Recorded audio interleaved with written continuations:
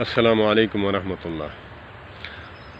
اللہم صل علی محمد وعلی آل محمد کما صلیت علی ابراہیم وعلی آل ابراہیم انک حمید مجید۔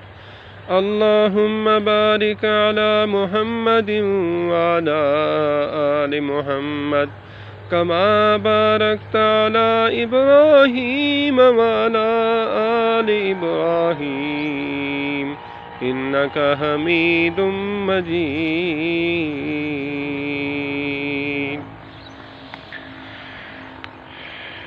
ایک صحابی کا واقعہ ہے کہ جب فرض نماز ادا ہو چکی ہوتی تو وہ فوراً ذکر اذکار کرتے ہوئے وہ چلے جاتے، دعا میں شامل نہیں ہوتے، نبی مکرم صلی اللہ تبارک و تعالی علیہ وآلہ وسلم کے ساتھ ذکر اذکار میں شامل نہیں ہوتے جو نماز کے بعد پڑھے جاتے ہیں۔ تو ایک دن نبی مکرم صلی اللہ تبارک و تعالی علیہ وآلہ وسلم نے پوچھنا کیا کہ ساتھی نماز پڑھتا ہے فوراً چلا جاتا ہے، تو اس کی وجہ کیا ہے؟ میں ایک بات یہاں ضرور بتانا چاہوں گا کہ باجماعت نماز پڑھنے کا اصل مقصد کیا تھا؟ اصل مقصد تھا انسانیت کو جوڑنے کا، کہ جب اللہ کے نبی صلی اللہ تبارک و تعالی علیہ وآلہ وسلم نے فرمایا ہے کہ جو مل کر کھڑا نہیں ہوتا، کندھے کے ساتھ کندھا نہیں ملاتا، صف کو سیدھا نہیں کرتا، شاید کہ اللہ سے ڈر جائے، اللہ ایسے لوگوں کے دلوں کو ٹیڑھا کر دیتا ہے۔ تو جب ہم نماز پڑھتے ہیں ایک دوسرے کے ساتھ دل سے کینہ بغض نکلتا ہے، کیونکہ جب ہم قدم کے ساتھ قدم، کندھے کے ساتھ کندھا ملاتے ہیں تو جو بندہ نہ بولنے والا بھی نماز کے بعد ہیلو ہائے کر لیتا ہے۔ تو اسی لیے بغض اور نفاق نکالنے کے لیے یہ باجماعت نماز رکھی گئی، ورنہ نماز جو ہے گھر بھی ہو جاتی ہے۔ تو باجماعت نماز پڑھنے کا کہ 27 نمازوں کا ثواب، اجر، درجہ جو ہے اسی لیے ملتا ہے کہ اگر کوئی انسان بیمار ہے یا پھر وہ نماز پہ نہیں آیا، تو ہم جب گھر ہوتے ہیں تو ایک دوسرے کا پتہ نہیں ہوتا، جب ہم مسجدوں میں آتے ہیں تب پتہ چلتا ہے کہ پراپر طریقے سے 5 وقت کی نماز پڑھنے والا صبح کی نماز پڑھنے آیا، ظہر کی نماز پہ کیوں نہیں آیا؟ تو وہ ظہر کے بعد عصر تک جو ہے وہ دیکھتا رہے گا کہ عصر پہ نہیں آیا، پھر وہ مغرب پہ نہیں آیا، عشاء پہ نہیں آیا، تو وہ پھر تڑپ کرے گا کہ وہ ساتھی کیوں نہیں آیا۔ پھر ایک دوسرے کے ساتھ مشاورت کریں گے، جیسے صحابہ کرام رضوان اللہ علیہم اجمعین مشاورت کرتے تھے کہ ہم چلتے ہیں اس کے پاس، اگر بیمار ہیں تو اس کی عیادت کرتے ہیں، اگر کوئی مجبوری ہے، تنگ دست ہے، تو اس کی معاونت مدد کریں گے۔ تو جب ہمارا یہ حال جو ہے، ہم اس سنت سے ہم نے منہ موڑا، ہمارے دل میں نفرت اور کینہ اور بغض بھی بھرا ہوا ہے، ہم نماز بھی پڑھ رہے ہیں، اپنے آپ کو دھوکے میں رکھا ہوا ہے۔ تو اسی لیے نبی مکرم صلی اللہ تبارک و تعالی علیہ وآلہ وسلم نے فرمایا کہ آپ جو ہے نا ایسا کریں کہ کل اسے بٹھانا، یا پھر اگلی نماز پہ جب آئے تو اسے بٹھانا۔ جب نماز پڑھنے آئے صحابی رسول تو نبی مکرم صلی اللہ تبارک و تعالی علیہ وآلہ وسلم نے کہا کہ بلایا اسے اور فرمایا کہ اس کی وجہ کیا ہے کہ نماز پڑھنے کے بعد ذکر اذکار نہیں کرتے تم، تو جلدی چلے جاتے ہو، ہماری محافل میں نہیں بیٹھتے، یہ بابرکت محافل ہے۔ کہا حضور آپ کی بات ٹھیک ہے، میں قربان جاؤں، فدا کا ابی و امی۔ سبحان اللہ، فدا کا ابی و امی، ہمارے ماں باپ آپ پر قربان ہوں۔ آپ سچ فرماتے ہیں کہ بس میرا جو ہے ایک مسئلہ ہے۔ کہا کہ اپنا مسئلہ جو ہے مجھے بیان کرو۔ جب اس نے کہا کہ میری ایک چادر ہے، ایک کپڑا ہے، میری بیوی جو ہے وہ سر ننگا رکھتی ہے، کسی بچے کا کپڑا جو ہے سر پہ ڈال لیتی ہے، ایک چادر ہے تو میں وہ باندھتا ہوں اور پھر جو ہے میں یہاں نماز ادا کرتا ہوں۔ ذکر اذکار اس لیے نہیں کرتا، وہاں جا کر کرتا ہوں کہ میری بیوی کی نماز بھی قضا نہ ہو۔ یہی چادر پھر میں اپنی بیوی کو جا کر دیتا ہوں۔ اللہ اکبر۔ آسمان کی طرف نظر اٹھائی اور کہا میرے اللہ، اس دھرتی پر آسمان کے نیچے تیری ایسی مخلوق، تیرے ایسے برگزیدہ بندے ہیں، تیرے نبی کے سامنے تیرا گلہ شکوہ نہیں کرنا چاہتے۔ اللہ اکبر۔ یہاں ہم ہیں کہ ایک دن کی جو ہے نا تھوڑی سی پیاس بھوک آ جائے تو ہم کفر کرنے پر تل جاتے ہیں، خودکشی کرنے کے لیے تل جاتے ہیں۔ اللہ پاک ہمارا ایمان مضبوط فرمائے اور ایمان مضبوط رکھنے کی توفیق عطا فرمائے۔ تو کہا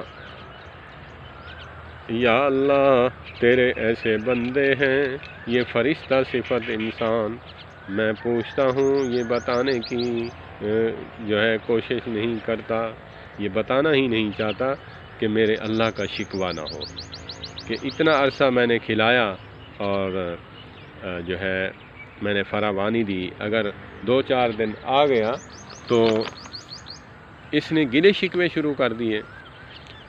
تو کہا کہ آپ تو اللہ کے محبوب ہیں، میں تو آپ کو بتاؤں گا کہ آپ تو اللہ کے محبوب ہیں، کسی تیسرے کو بتاؤں تو گلہ شکوہ ہوگا، میرا ایمان ہے آپ کو بتانے سے گلہ شکوہ نہیں ہوگا۔ تو وہ جب رو رو کر بتا رہا تھا، نبی مکرم صلی اللہ تبارک و تعالیٰ علیہ وآلہ وسلم سبحان اللہ کہتے تھے کہ یا اللہ تیرے ایسے بندے بھی ہیں جو تیرا شکوہ تیرے نبی کے سامنے، تیرے محبوب کے سامنے کرنا بھی گوارا نہیں سمجھتے۔ تو کہا تم نے ہمیں پہلے بتایا ہوتا، ہم نمازیں بھی ادا کر رہے ہیں، ہم تہجدیں بھی پڑھ رہے ہیں، ہمارے بغل میں پڑوسی بھوکا سو جاتا ہے، تو ہماری اس نماز کا کیا فائدہ کہ نبی مکرم صلی اللہ تبارک و تعالیٰ علیہ وآلہ وسلم نے فرمایا کہ ہمیں بتایا ہوتا ہم تیری معاونت کر دیتے۔ اتنا پریشانی میں گزارا کہ میرا دل جو ہے وہ یہی کہہ رہا ہے کہ میں تمہیں یہی کہتا ہوں کہ کوئی مسئلہ بنے، کوئی ریزن بنے، ہمیں بتایا کرو کہ تم نے نہیں بتایا۔ تو پھر کہا کہ اگلی نماز پہ ہم ملیں گے۔ جب اگلی نماز آئی تو بیت المال میں جمع کروانے کے لیے لوگ آتے تھے دور دراز سے، نبی مکرم صلی اللہ تبارک و تعالیٰ علیہ وآلہ وسلم کو بیت المال میں جو ہے صدقات، خیرات، زکوٰۃ یہ جو ہے جمع کروانے آتے تھے۔ جب یہ جمع کروانے آتے تو ایک بندہ اونٹ سے سامان بھرا ہوا وہ جب آیا تو نبی مکرم صلی اللہ تبارک و تعالیٰ علیہ وآلہ وسلم نے اس کا نام نہیں لیا۔ ہم تو سوشل میڈیا پہ جو ہے ویڈیو اپلوڈ کرتے ہیں کہ میں نے یہ راشن دیا ہے، کرونا کی وجہ سے یہ جو ابھی مسئلہ بنا ہے، تو ایک وجہ یہ بھی ہے کہ جو پیسے دینے والے حضرات ہیں وہ اس لیے ان کو دکھانے کے لیے جو ہے نا ویڈیو بناتے ہیں کہ ہم آپ کا دیا ہوا مال جو ہے صرف کر رہے ہیں، ہم خود نہیں کھا رہے، لوگوں کو دے رہے ہیں، اس غرض سے بھی بناتے ہیں ویڈیو۔ اللہ پاک تو نیت جانتے ہیں، مگر مجھے یہ بات جو ہے کرنے پڑے گی کہ اس انسان کو نہیں دکھانا چاہیے، اس کی پکچریں اپلوڈ نہیں کرنی چاہیے کہ اس کی عزت نفس مجروح ہو جس سے، اور وہ شرمائے۔ لوگ اکثر نہیں جو ہے ایسے ادارے سے یا پھر کسی بڑے آدمی سے نہیں لیتے کہ وہ ویڈیو بناتے ہیں، تصویریں کھینچتے ہیں، اسی لیے جو ہے وہ اسی غرض سے خود غرض جو ہے نا باغیرت لوگ جو ہیں وہ بھوکے تو مر جاتے ہیں، وہ اسی وجہ سے نہیں۔ میری گزارش ہے کہ اگر آپ نے ویڈیو بنانی ہے تو اس سامان کی راشن کی بنا لیں اور یہ ساتھ کہہ دیں کہ ہم یہ دینے جا رہے ہیں اور اس آدمی کی جو ہے عزت رکھتے ہوئے اس کی ویڈیو نہ اپلوڈ کیا کریں۔ تو نبی مکرم صلی اللہ تبارک و تعالیٰ علیہ وآلہ وسلم نے کہا کہ وہ ایک چادر والا شخص کہاں ہے۔ نام اسی لیے نہیں لیا کہ لوگ نام سنیں گے تو پھر جو ہے اس کی عزت نفس مجروح ہوگی، تو کہا جو سامان دینے آیا اس کو کہا کہ آپ یہی راستہ چلتے جاؤ، راستے میں ایک بندہ آپ کو ملے گا، وہ آپ سے سامان لے گا، اس کو دے دینا۔ تو اس صحابی رسول کو بھی کہا کہ تم اس راستے سے جاؤ، وہ چلا گیا، اور تم اس راستے سے جاؤ اور یہ سامان گھر لے جاؤ خوشی خوشی، اور اپنے رب کا تشکر بجا لاؤ۔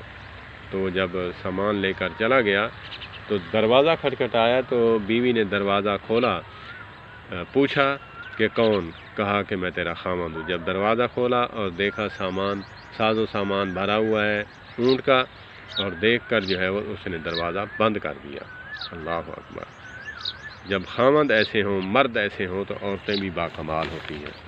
تو اس نے کہا کہ میں تیرے ساتھ نہیں رہنا چاہتی کہ تم نے اللہ کا شکوہ کر کے کسی کے آگے ہاتھ پھیلایا ہے۔ تو کہا میری بات سنو، اللہ کے نبی صلی اللہ علیہ وآلہ وسلم نے، اللہ کے نبی نے، اللہ کے محبوب پیغمبر صلی اللہ تبارک و تعالیٰ علیہ وآلہ وسلم نے مجھے مجبور کیا، ورنہ میں کسی کو نہ بتاتا۔ مجھے انہوں نے دیا ہے، نہ کہ کسی تیسرے شخص نے۔ تو تب وہ دروازہ کھولا اور کہا کہ جب میں تنگ دست تھا تیرا گزارا ہو رہا تھا، اب نہیں ہو رہا۔ کہا کہ میں نے اس لیے دروازہ نہیں کھولنا تھا، سامان نہیں لینا تھا کہ تم نے اللہ کا جو ہے وہ شکوہ کیا ہے کسی تیسرے انسان کے سامنے۔